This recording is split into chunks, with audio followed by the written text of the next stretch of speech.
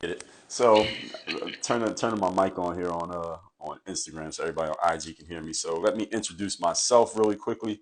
As Ramon did reset the room, reminding you all bwcdaily.com. That's where you can see articles, posts, schedules, and all kinds of updates from the BWC organization. Y'all can hear me now on Instagram. Great.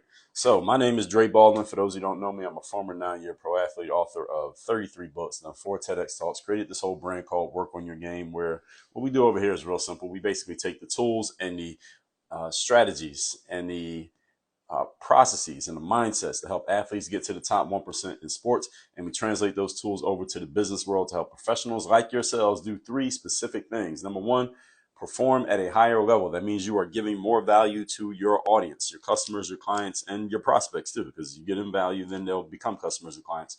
Number two, be more consistent, because as a professional, you can't just be good on Monday and average on Tuesday and terrible on Wednesday, don't show up on Thursday, and you're great again on Friday. You won't make it to Friday, at least not in the world that I come from. And number three, make more money, of course. I mean, the reason we go to work every day is to make money in our businesses. So with all that said, here's what we're going to talk about here today is how to build your body of work. How do you actually build your body of work and establish yourself, establish your platform for business purposes? Is there a way that you actually do this? Is it something that just randomly happens? You just go out and do stuff and then it just kind of happens over time? Or is this something that you can actually do on purpose? Is something that you can do intentionally and consciously? Well, if it just happened randomly, then I wouldn't be talking about it. It's something that you can do on purpose, and that's what I'm going to share here today. So, giving you some background on where this came from. I remember when I was first when I got out of college and I wanted to get into playing professional basketball. It was a little bit of a challenge for me because I came from a Division III school. So those of you familiar with the sports world, Division III is the third tier of college sports. So when you watch the football championships, that's Division I. The NCAA March Madness, that's Division I. I was down in Division III, where for the most part, professional players don't come from that level. So when I finally did get my chance to get into the game of the pros, one of my goals was I wanted to outlast every player that I had played with up to that point. So I wanted to have a longer career than anyone from my neighborhood, anyone I played with in high school, and anybody who I played with or against in college. I just wanted to outlast all of those people. And even though some of them may have at some points had more talent than me, actually definitely had more talent than me at certain points. But over time, as I kept getting better, I felt like I was catching up to them and hopefully surpassing them. Or they have had maybe a better season than me at some point, or maybe there were spectators who thought, well, this player is better than Dre, or these players are better than you.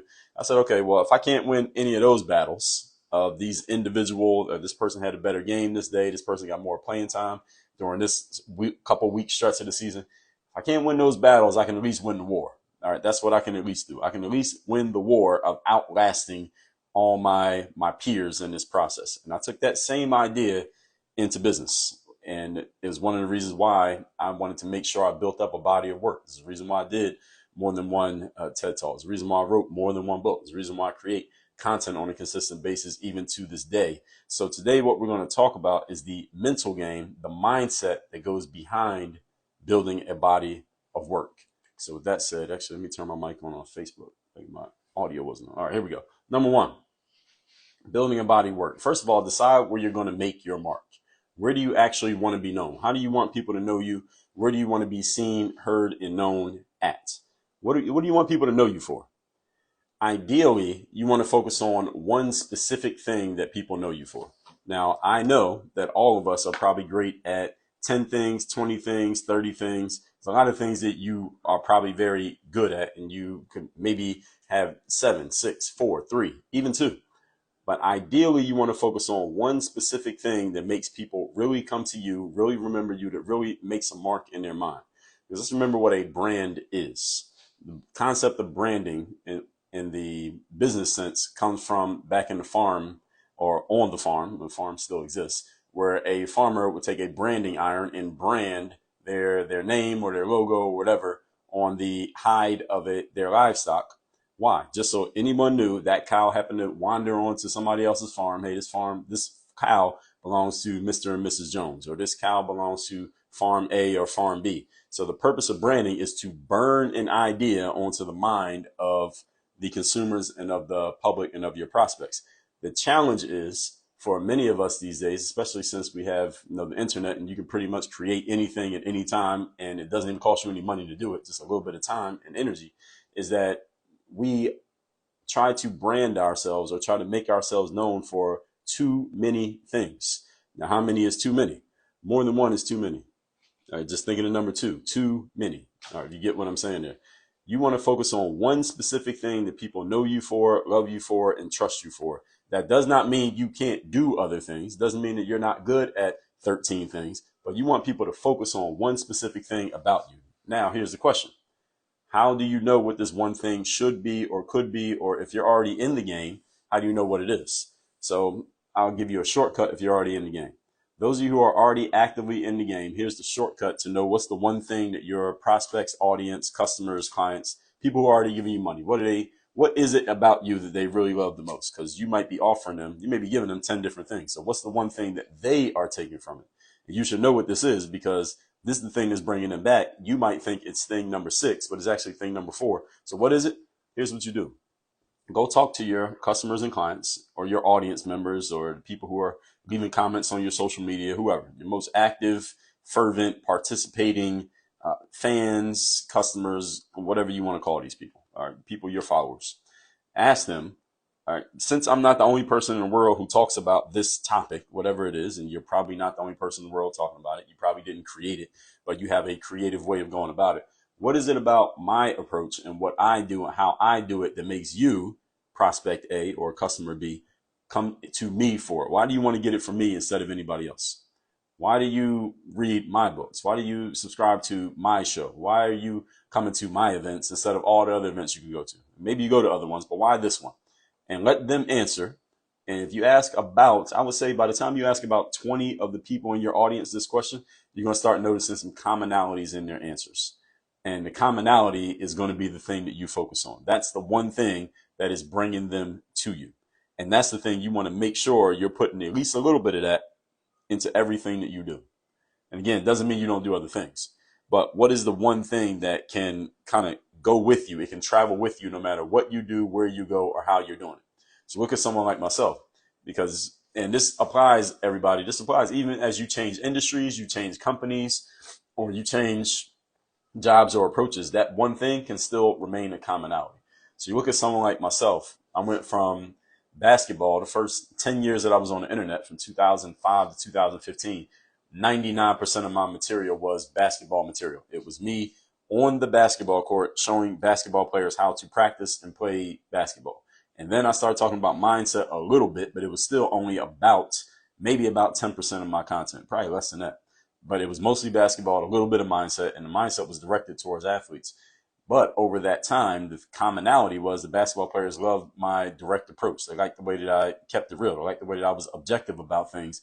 And when I was talking to people who I didn't even know, and I took that piece and I took it into the business world. Now I don't make basketball videos at all, but that same one thing that drew the athletes to me is the same thing that draws the business people and the professionals, people like yourselves, to me. So that defining thing, that one branding thing, it can go with you no matter where you go, because it's usually something about you personally. Hopefully it's something about you personally that is drawing people to you. It's not necessarily the thing, if you get what I'm saying. So the defining principles that are underlying foundation of what you do, what are they for you? You need to know what they are. And when you know, then you can intentionally make sure you integrate them or implement them into every single thing that you put out to the world, because that's the thing that's drawing people to you in the first place. And especially if you're already out there, these are what your customers and clients are paying you money for, because that's the thing that they like the most. Well, guess what? If you do more of that, then you're going to draw more customers and clients into your world. So this only makes sense. It's just simple deductive reasoning. Number 2, be consistent. We're talking about how to build a body of work. You want to build a body of work, you got to be consistent in what you do. You want people to know you for something. That means you have to consistently do it. There's a saying out there that I've heard people say. I don't know if people still say this. They probably do. They say, well, it's what I do, but it's not who I am. Any of you ever heard that phrase? It's what I do, but it's not who I am. All right, this is nonsense. All right, what you do is who you are. Why? Because people judge you by your actions. And that's just simple. This is just simple. I would call it common sense, but I don't like using that phrase. People like to call things common sense when they know it. But if they don't know it, then I guess it's not common sense. but let's just call this a basic understanding. People judge you by your actions. What you consistently do is how you are judged. So what you do is who you are to other people. Maybe you may not want to see it that way, because maybe what you do is to you just what you do. Maybe there's a lot more to you than what you do every day, maybe at work, or what you do in your business, or what you publish on your podcast, or what you put out on YouTube. And listen, I agree. There's a lot more to me than maybe what you all hear every Monday when I do this segment on BWC. However, I understand and accept, and I concur with the fact that many of you, this is the only time that you hear me. The only time you hear me is when I turn this camera on or I turn this mic on and I'm talking, and you are going to make a judgment about me based on what you get from these engagements. Therefore, I need to accept that, and I need to base my material around the fact that there are people who are only going to get this hour, and I got to make sure I represent myself the way I want to be represented in this hour. And whatever you consistently do, this is how people are going to see you. And this is difficult for some people to accept for a myriad of reasons.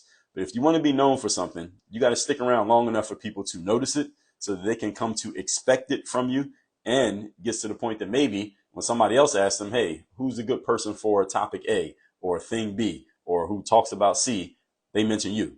Again, the one thing. That's why we want to go back to that one thing idea that I talked about in point number 1. When you are consistent at anything, eventually people will start to know you for that thing, and they will even start to recommend you for it. They'll start to expect it of you. And if and when they need it, guess what they're going to think about? They're going to think about you. So you want to be intentional about this one thing that people are knowing you for, or find out what's the one thing people know you for. And again, figure out, all right, how do I make this? How can I build everything that I'm doing around this one thing to where it makes sense for you? Meaning you like doing it. You're actually good at it. It's marketable, meaning you can generate some revenue from it. And you're drawing in the type of people who you want to serve, the people who you want to be dealing with on a consistent basis. And you are helping them get the outcome that you want to help them get. So you want to find something that kind of fits in that intersection of doing all those things at the same time. That's the consistency piece. Third point. And we are talking here, and I like to break these segments down kind of into two conversations, but they're related. So this first one is building a body of work. Here's point number 3 on building a body of work is you have to be in the field actually doing your thing. What do I mean by this? When I was playing basketball, I played professionally from 2005 to 2015.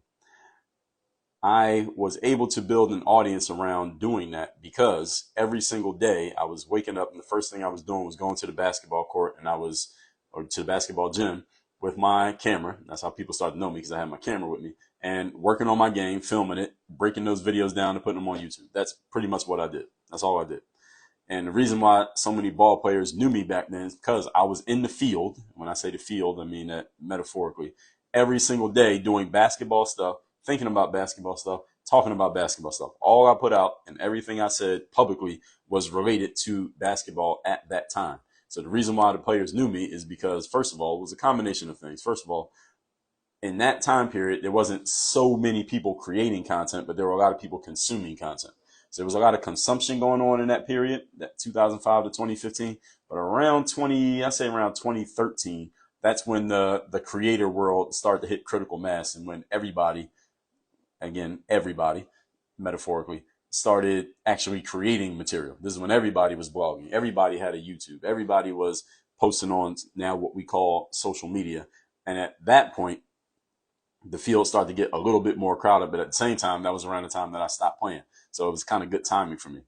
Though the reason why I'm bringing all that up is to say, in that period, if you looked up anything on the subject of basketball, because that was my focus, you had to see my name. Even if you weren't looking for me, you had no choice but to see my name, because I was in the field every single day being out there. And that's how people came to know me. Not necessarily because I was the best player, not because I had necessarily the best content. My content was pretty damn good, but it's subjective as to who was the best or who was the worst.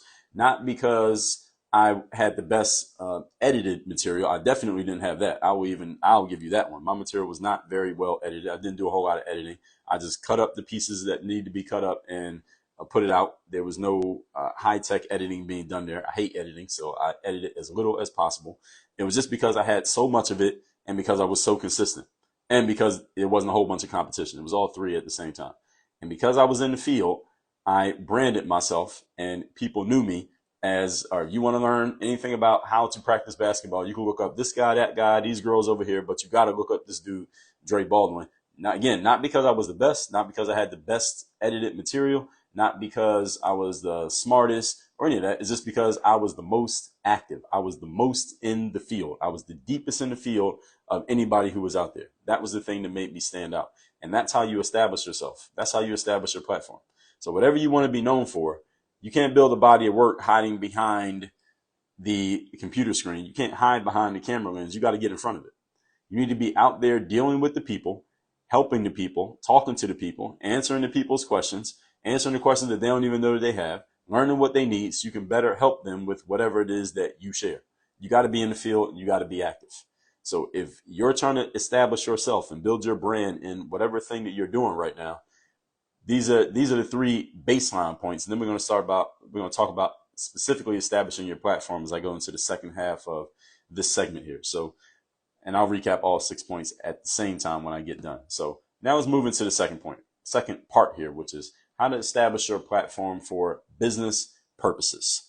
And when I say platform, what I mean by that is having yourself out there in such a way that you are findable, such that you are discoverable, that if someone hears your name, they can look you up, they can go find you somewhere on the internet, they can learn more about you, they can see what steps they may need to take if they want to work with you, do something with you, learn from you, buy from you, join your program, talk to you. It's easy to get information about what someone could do if they wish to further engage with you. That's what I mean when I say establishing your platform. So how exactly do you do this?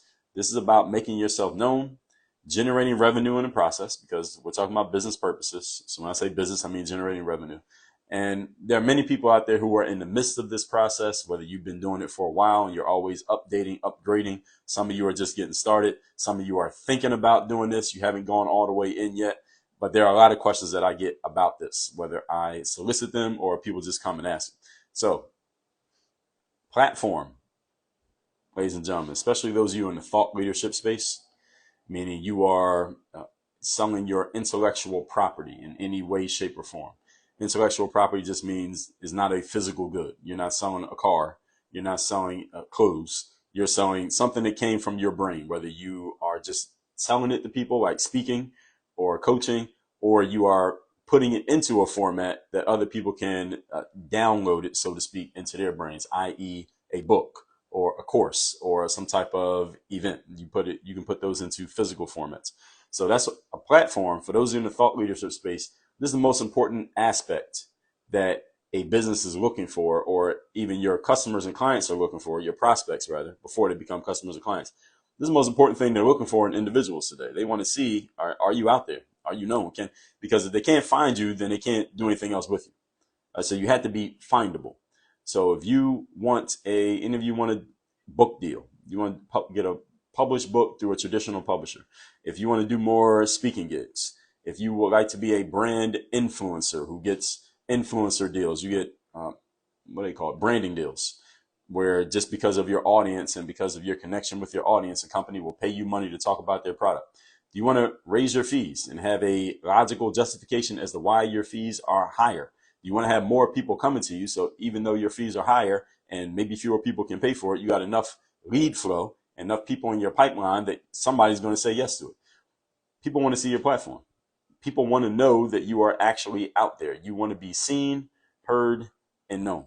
So any of you who's trying to build your platform or expand your platform, when it comes to, especially in the intellectual property space, but you can use this in any space, but I made this topic, these points that I'm about to share, with the thought leader people in mind. So those of you who share intellectual property, which is a lot of us here at BWC, I made this with you all in mind. Here are the things that you need to do. I'm going to share 1, 2, 3 points here. Now I'll recap everything that I've shared, and I think we're going to have some time for open discussion. So hopefully you all have some questions and comments about all of this. So we don't have dead space at the end of this hour. So let's get to it. Number 1, credibility. This is the first piece. Credibility. What does credibility mean? I'm going to look up the definition of the word. So I like to use definitions of words because these days, people kind of get janky with changing around definitions to fit their own narratives. So I like to use the dictionary. Definition of credibility is the quality of being trusted and believed in. Also, the quality of being convincing or believable. So credibility is about people's reason to believe in you. Why do they have a reason to believe in you? Usually it's based on how you present yourself, what people can see, what they can hear, what they can read, what they can find about you. So here's the question. What have you done that qualifies you, that allows people to believe in you when you decide to speak or write on whatever topic? That's an open question you want to think about. What is your credibility? What is your reason for existing in this marketplace? And why should anybody listen to you with whatever it is that you're saying? Do you have any proof that you know your subject well enough to be an authority on the topic? And let me be clear on what authority means. Authority is relative. So being an authority on a subject just means you know more than the other people in the room. In legal terms, a subject matter expert is a person who knows more than anybody else in the room on that subject. You know more than the other people in the room, then you're an expert. So you don't have to be the smartest person in the world on your topic to be an expert. You just got to be smarter than the people in your audience in order to be an expert. So when I was in the basketball space, again, I wasn't the first basketball player, and I doubt anybody would say I was the best basketball player, but to my audience, I knew enough to where I was an expert to them. Now, I may not have been an expert to everybody in the world, but I was an expert to my audience. You can do the same thing with yours. So you need to get clear on who you want to serve. You don't have to serve everybody, and you don't have to be better than everybody. You just got to serve the people who you can serve. Any of you have ever saw the movie Catch Me If You Can with Leonardo DiCaprio? I think it was Leonardo DiCaprio. And it was based on a true story. This guy named Frank Abagnale, who was going around. He would just impersonate people, and he did some illegal things. He ended up being caught by the authorities. But there was a scene in the movie where Abagnale went and this is based on the true story. He went an entire semester at a college impersonating a professor. He literally impersonated a college professor for an entire semester. And when he got caught by the authorities, they were interviewing him and they asked him, okay, we get that you did these other things when you impersonated people. We can logically understand and reasonably understand why you did it. Well, there was just something in his brain that caused him to want to do these things. And we can understand how you did it, but we can't understand how you were able to impersonate and pretend to be a college professor for an entire semester and nobody noticed it. Nobody found you out. You never got exposed. How were you able to go an entire semester pretending to be a college professor? Because don't you have to actually know a subject really well to be a college professor for a whole semester? And Abagnale answered, matter of factly, he said, well, yeah, that's actually pretty simple, guys. All I did was read one chapter ahead of the rest of the class. That's all he did. So for the whole semester, all he did was read one chapter ahead of the students in the classroom, and that made him an expert to them. And it's the same thing that you want to think about when it comes to your credibility. Again, you don't have to be credible to everybody in the world, because there may be some people who are smarter than you. They have more experience than you. They've done more than you. They have more accomplishments than you. So to them, you're not an expert because you can't really teach them anything because they already know everything that you're teaching. But there are people out there who don't know half of what you know. You can be an expert to them. So your job is to find out who those people are. So on this topic of credibility, let's also add to this, doing it and explaining it are not the same things. Somebody could be very good at doing a thing, but they're not that good at explaining the thing. In order to share your intellectual property, you need the ability to explain the thing. This is a communication skill. The communication skills are paramount for anyone in the intellectual property space, because you are literally taking something out of your brain that you know, and you have to communicate to another person in such a way that they understand it. That means you got to be able to communicate your thoughts in a way that other people can now adopt them as their thoughts. So if your communication skills are off, they won't be able to understand you. So you could have a lot of ability to do a thing, but you can't teach it because you can't translate it. You can't translate your thoughts into words. So you have to be able to translate your thoughts into words to where they become other people's thoughts.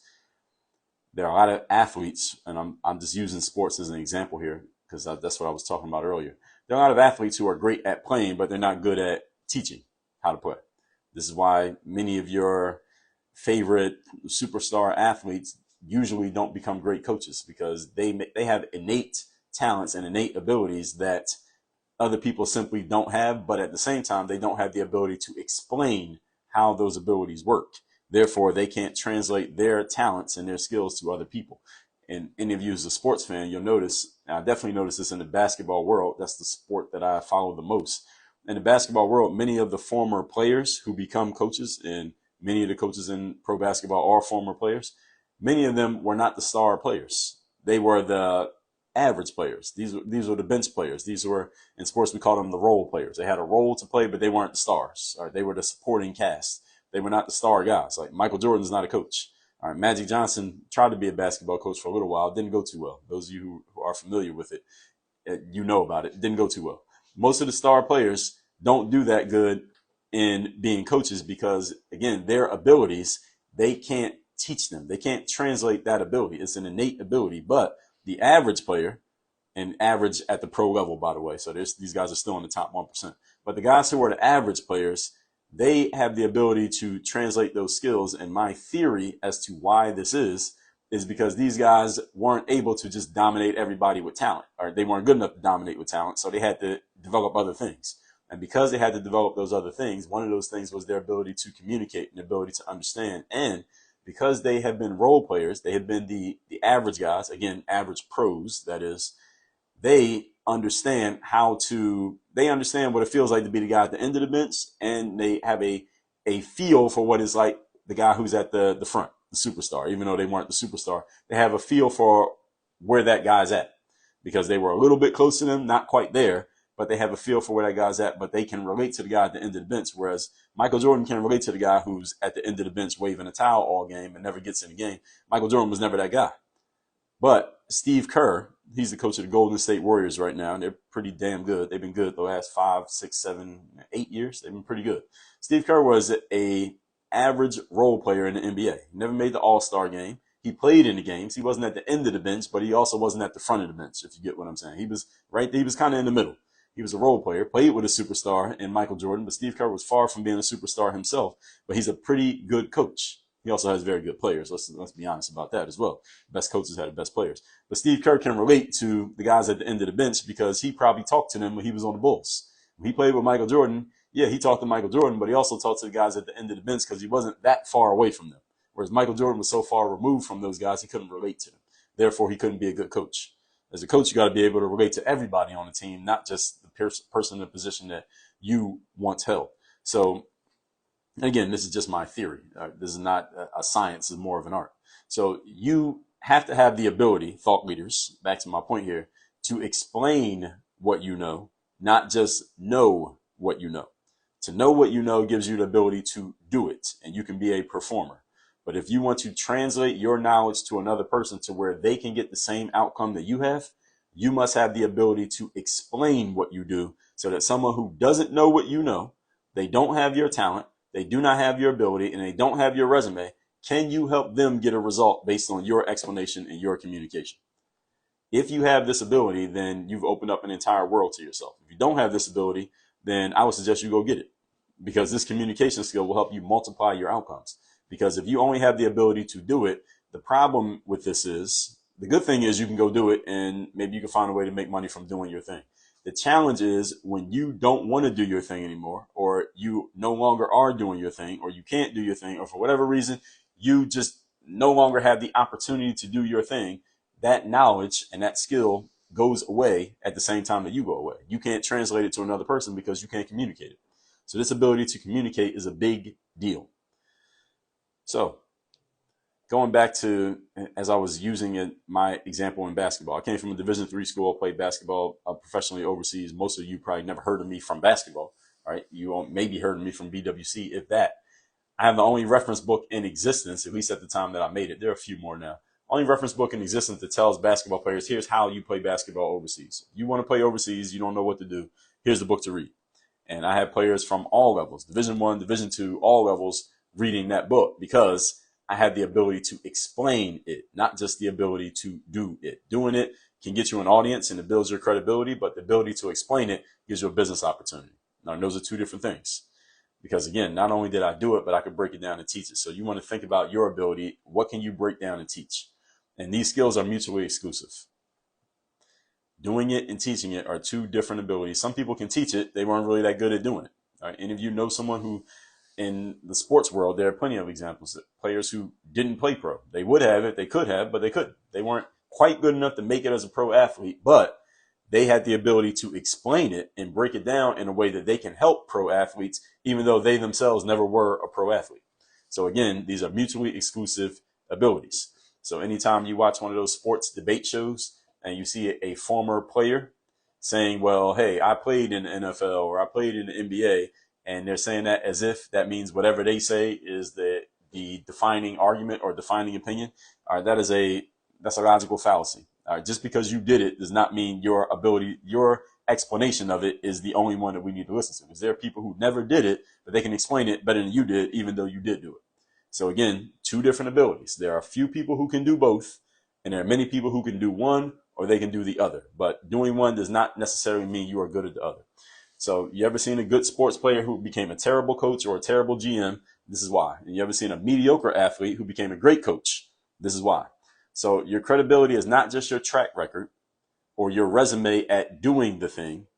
It is your ability to prove that you can communicate how to do the thing.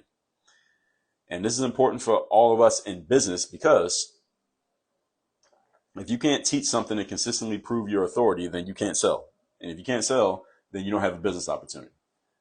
Actually, that's wrong. You do have a business opportunity, but you got to find a salesperson. So you need to take an extra step. You got to find somebody who can actually sell on your behalf, because sales is communication. So if you can't communicate, you are limited, and you are basically, you'll be held hostage by whoever can sell, because they're the person who brings in the money. Everybody with me? Good. Point number 2. We are talking here, we're in the second half of this segment here, talking about how to establish your platform for business purposes. Point number 2 is visibility. So first one was credibility. Second one is visibility. Visibility is, can you be found?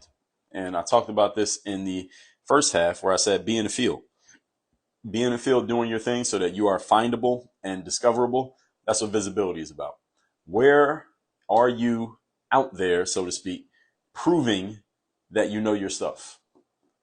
Are you doing this? Are you continually proving to people that you know what you are doing?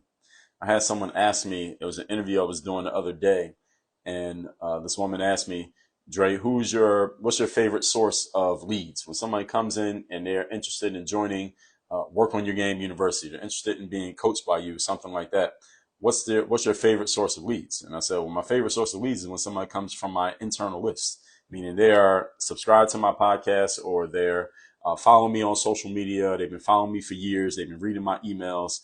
Any of you on my email list know I send out emails like 5-6 days a week, sometimes 7 days a week. I want someone who's been already indoctrinated with all that material from me before they even get on the call with me. That's the best lead. Why? Because I don't have to do any work building up the know, like, and trust factor. It's already installed in them because they already been consuming my material for a very long time. I'd rather that person than a cold lead that I got from a Facebook ad, even though you still got to run ads. It gets you more, it keeps your pipeline full. I'd rather everybody just come from the internal list. Why? Because again, the visibility is already there. The credibility is already built with that person. Now it's just a matter of, okay, here's the offer. Can you afford this? Yes or no? It pretty much comes down to that. So where are you out there? This is you now, talking about visibility. Where are you proving that you know your stuff?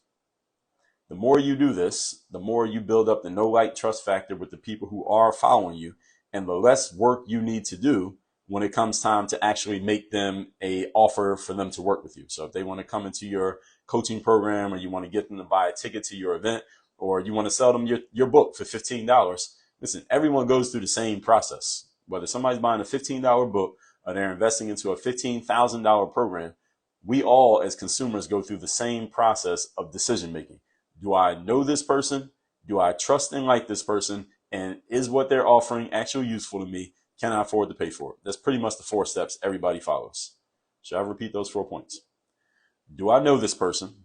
Do I trust and like this person? Is what they're offering actually going to help me? Can I afford to pay for it? Those are 4 questions that anybody asks when they're going to buy anything. Now, if you can knock out points number 1 and number 2, those are much more emotional than they are logical. And points 3 and 4 are a lot easier. Everybody follow what I'm saying here. This is where visibility helps you.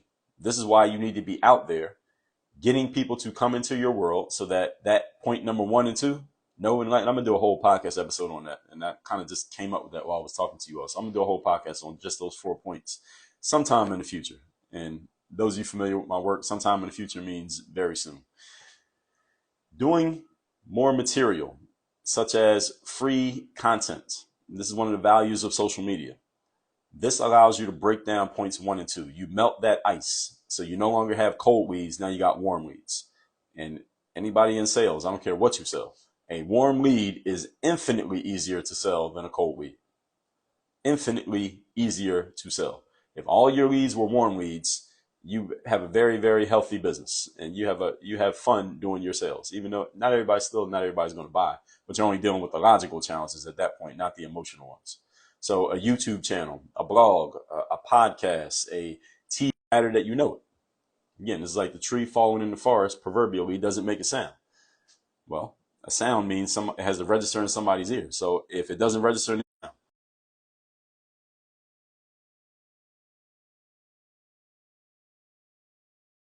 you need to pick a platform that you want to be on, be consistent at it so that people can find you, people can get to know you, people can build a relationship with you, even though they never met you. And then when it's time for them to take action around that area that you have proven yourself to be an authority in, they're going to think about you. Why? Because you're in front of them every single day. So that's how you get to it. And that's how you start to build your name in the mind of your audience. This is how you brand yourself in their mind. You're burning the idea of you and your subject matter on their brain. So when they think of that subject matter, they think of you. And when they think of you, they think of that subject matter. Moving on to point number 3. Last point here. We are talking how to establish your platform for business purposes. Number 3 is your expertise. What does expertise mean? Expertise, actually, let's get a definition of it first before I go into what I have on the concept of expertise. Definition of expertise is expert skill or knowledge in a particular field. Now, personally, I don't like when definitions use the actual word in the definition, but expertise is broken down from the French word from expert. So French expert, English expert, they actually use the exact same word. This word actually just start getting used around the 1950s, and it went up significantly since then. So let me see what Merriam-Webster has to say about it. They say the skill of an expert or expert opinion or a commentary. So everybody's using the word expert in the definition. I don't like this. So let's look up the word expert here. We get a better definition. Expert is a person who has a comprehensive and authoritative knowledge of a skill in a particular area. Now that definition I like. Let me say it again. A person who has a comprehensive and authoritative knowledge of or skill in a particular area. You need expertise to establish your brand for business purposes. Meaning, expertise means you don't just do your thing and you don't just know your thing, but you can actually solve a problem. I once heard somebody say that an expert in a field is a person who has basically seen every problem in that space and they can diagnose the problem as soon as they see it. I've also heard someone say an expert is a person who's made every mistake in a particular area. In other words, they have done all the trial and error so that you don't have to. An expert plumber, for example, can look at a broken toilet and know what's broken, what to fix, and what tools he needs to go get out of his truck to fix your toilet just by looking at it for 30 seconds. That's what an expert can do. An expert doctor, for example, can analyze your MRI or your X-ray and tell you what's the problem, what bone is broken, and know what it's going to take, how it got broken, and how we're going to fix it, what we're going to do to handle it. At least most of the time. That's what a good expert can do. They can see the problem, identify the problem, and they know exactly how the problem needs to get fixed, even if it's going to be uncomfortable for you to fix it. Expertise is not just holding knowledge, but it's your ability to diagnose real life matters and resolve them. That's expertise. You can look at a situation, you can see, all right, this is what's happening. I have the knowledge, but also I can solve problems. Experts solve problems. And in business, all we're doing when we sell anything is solving somebody's problem. So if you're a motivational speaker, you're solving the problem of my team or my audience needs to be motivated and excited to go to work every day or do these sales, or I need someone to be a motivational speaker to get everyone excited for the next 3 days of this conference. You're solving some type of problem. Anytime we're in sales, we're solving a problem. When you go to a job interview, you're selling yourself. What problem are you solving? You're solving the problem that organization needs a staff member, and you're going to be it. You're going to solve their problem. So an expert is someone who not only can diagnose the problem, but you can also solve the problem. So what problems are you able to solve? Personally, whenever I do any type of live speaking engagement, and a live speaking engagement can be in person live, or let's say I do a Zoom call. Like I did a group coaching call just yesterday. I like when we open the floor up for questions and answers. Why? Because the questions and answers are people sharing their problems. When people ask a question, there's a problem behind that question, whether they know it or not, even if they can't completely articulate the problem. My job as the expert is to identify what is the actual problem that this person either has that they aren't quite explaining, or they don't even know that they have, and they think it's something else. My job is to diagnose that and tell them, look, this is your actual problem. You think it's this, but it's actually this. Here's what you need to do about that so we can get rid of all the issues. We take care of this, it's going to take care of all your symptoms. And that's my way of displaying my expertise. So whenever I speak in front of an audience, I tell them, look, at the end, I'm going to take questions, and I want you to ask me questions because my ability to answer your questions is me demonstrating my expertise. My expertise is not my ability to memorize a speech and give it to you. So me, right now, over the last 45 minutes here on BWC and on this live on Instagram, I'm giving you my points. I could write this all out verbatim and have it all planned out and just read it to you while I'm talking. It doesn't really demonstrate expertise. It demonstrates I have the ability to give you information. I can disseminate it. But my real expertise is when you could throw a question at me or a challenge at me and I can address it right there on the spot. That's real expertise, because I couldn't plan for that. All right, that one I couldn't write that down yesterday night and have it ready for you here today, even though most of what I'm telling you most of it is off the top anyway. I just have talking points. But the whole point here is expertise is you can diagnose problems, diagnose and solve problems, not just give people points and information, because Google has already cornered the market on giving people information.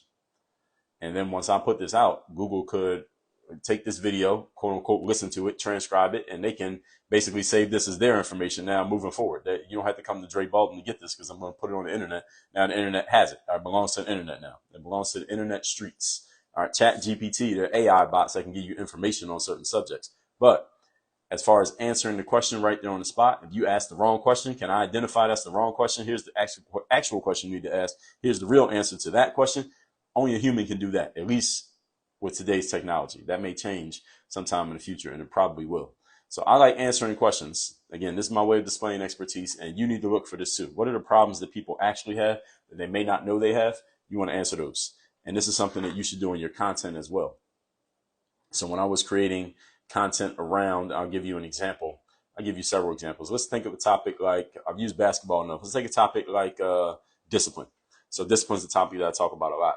And people will come to me and they'll say, well, Dre, I need to be more disciplined. You know, I'm not waking up early in the morning like I'm supposed to go to the gym and work out. I set my alarm for 6 o'clock, but then I hit the snooze button, and then it's 7:30 before I wake up.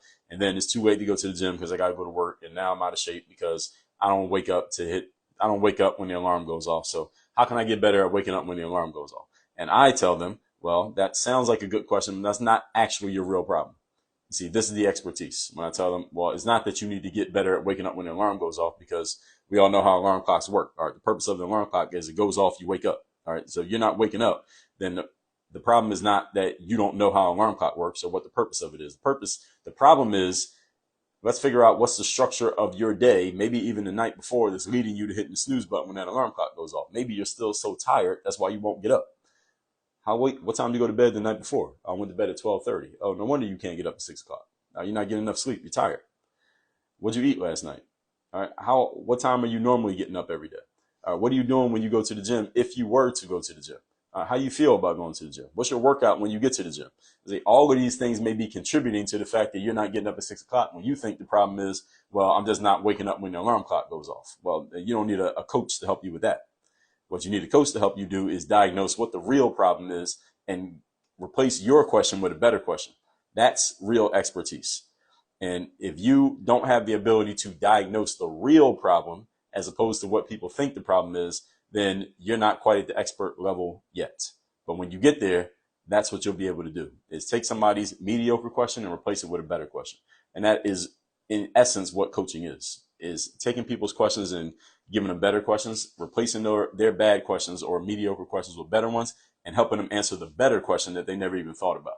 That is our job as coaches. And that's what I do at Work on Your Game University. But we'll get to that at a later date. Now let me recap my points here, which is 2 sections here. How to build a body of work. Point number 1. So it's 3 points here and then 3 points on the second part. Building a body of work. Number 1, decide where you're going to make your mark. What do you want people to know you for? Focus on one thing specifically. If you're not sure what the one thing is, ask the people who are already giving you money, what is the one thing that you get from me that you can't get anywhere else? You'll notice you're going to notice one of the same things coming up over and over and over again. That's the one thing. Focus on that. Number 2, be consistent. It's a simple point, but it's difficult for many people. If you want to be known for something, you had to be consistent at that thing so people come to know you for it. You are what you do. Number 3, be in the field doing your thing. You want to be known as a speaker, you need to be out doing speaking gigs. You want to be known as a YouTuber, you need to be on YouTube. You want to be known as a X, you need to be out there doing X, whatever that thing is. And second half here, how to establish your platform for business purposes. This means generating revenue. When I say business, that means making money. Number 1, credibility. What have you done that gives you the right to be speaking and writing on the topic? And what is the proof that you have actually done it? You need social proof these days. People want to see proof. So this is why we have Google has reviews. Any business you look up their reviews. Facebook has reviews. You should have if you're a thought leader, you should have a page on your website with reviews. Reviews are just testimonials, feedback, screenshots, pictures, whatever, of people who have worked with you. They liked it. They had a great experience, and they are saying in their own words why you're so amazing. Yes, I could tell you why I'm amazing myself, but when somebody else says it, it's worth a lot more. So you need that credibility piece.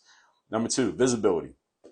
Where are you out there proving that you know your stuff? You need to be proving that you are good on a consistent basis. I put content on several social platforms every single day. Why? Because it's my way of being visible so that people who never heard of me can find me. They can see that I'm good at what I do. They see I'm consistent at it, which causes them to trust me. And when it's time for them to take action in that space, I want to be one of the people they think of, hopefully the first person they think of, because they see I'm consistently doing what I'm doing. The consistency is one of the main things that people know me for. This dude is consistent at doing what he does. It may even be the one thing for some people in their eyes when it comes to thinking about me. So I know that, and I'm pressing on that advantage by being consistent at what I do. For you, it may be something different, but you need to know what it is.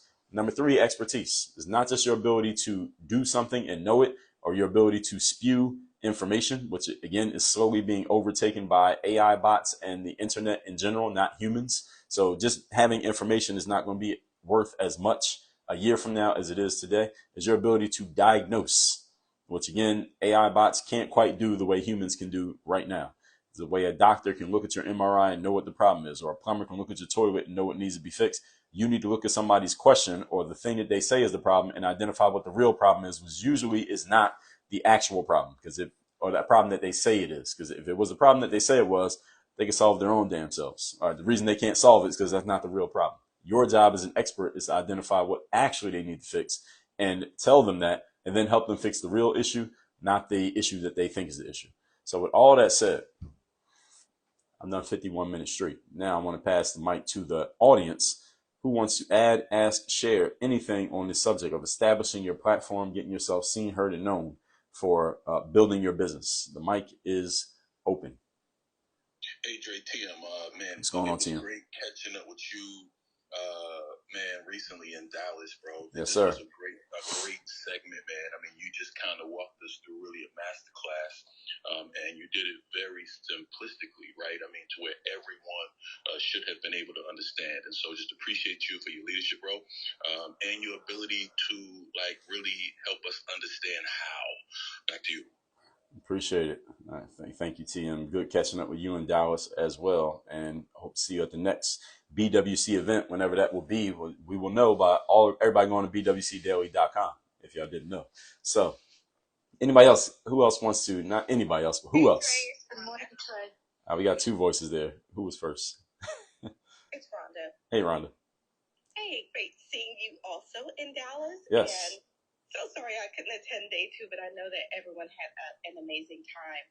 So I love your segment this morning because as I was listening, one of the things I realized that slowed me down on my business path was getting very, very clear with what I was expert at. Right. I can do a lot of things, right? But just because I can doesn't mean I should. That's and right. I was putting all these signals out into the world when I hadn't really dialed in what my expertise was. When I started to do that, it made all the difference, because until I did that, I could not build the know, like, and trust that I'm able to generate and build now with social capital, my experience, and the way that I'm able to diagnose, as you said. So I want to just summarize. One of my takeaways from your conversation this morning is slow down, take time to dial in. What are you expert at? And then test that, and then you can begin to build that know, like, and trust. This is Rhonda. I'm on pause. Definitely. So before I get to the other voice that was there, Rhonda, let me ask you a follow-up question here. How did you actually? I got to ask two questions first, Rhonda. Number one, what made you slow down and say, let me figure out exactly what my expertise is? What was the catalyst that caused you to ask yourself that question? And then number two, how did you diagnose what your actual expertise was? How did you actually figure it out? So the first question is, what was the catalyst for me to really slow down? And Yes. it was because, all right, to be completely transparent, I was spinning my wheels, right? I'm doing, and not getting anywhere. I'm working just as hard as the next person and not seeing the results I wanted to show up in my business. So that was what the catalyst for me is. Okay, doing more of the same thing that is not working is not very smart or effective. Right. That was the catalyst. Okay. And then how'd you figure out your expertise? How'd you figure it out? What I started to do is I did a couple of things. Number one, where was my experience? Right? I thought back over the years of what I really did, what I did well, what people shared with me, what they took away from spending time and interacting with me. The second part of it is, what did I really love and want to do more of? And so I combined those two to really, and then I added levels of knowledge, education, development on top of it. So I hope that helps. Excellent. Yes. Thank you for sharing, Rhonda. I appreciate you. And good to see you in Dallas as well. Hope to see you at the next one, which I think might be in Dallas, but don't take my word for that. There was another voice that came on the same time as Rhonda. Who was that? Hello, Dre. It's Megan. Hey, Megan. Good morning. Good morning to you, sir. Wow, what a great segment, Dre. I mean, so full. I just taken copious notes here, but I shared this morning earlier that I was very reluctant to share this, not because I might fail, but because my heart is to encourage people. It's really why at this stage of my career, with my colleagues, my staff, my clients, everyone that I work with, it's really to give them that encouragement.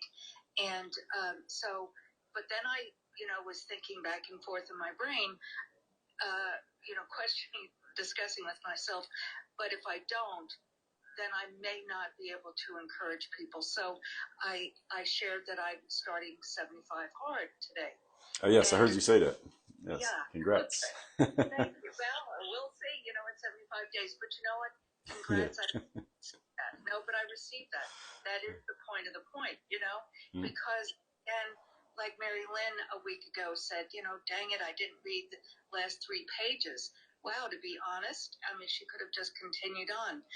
She read, right. Read 7 pages. Right. So the thing is that I want to encourage people to know that it's never too early or too late to create the life of your dreams.